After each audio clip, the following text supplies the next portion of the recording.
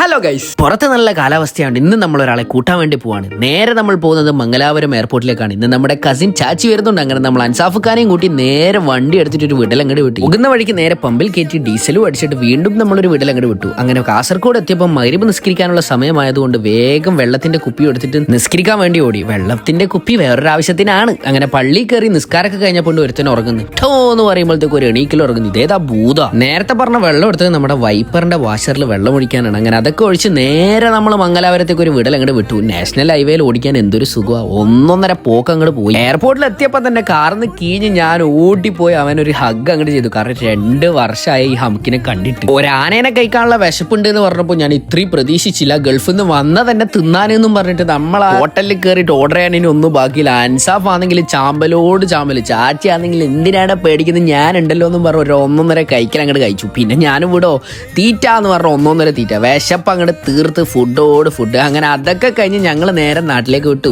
അപ്പോൾ അടുത്ത വീഡിയോയിൽ കാണാം. ശരി എന്നാ.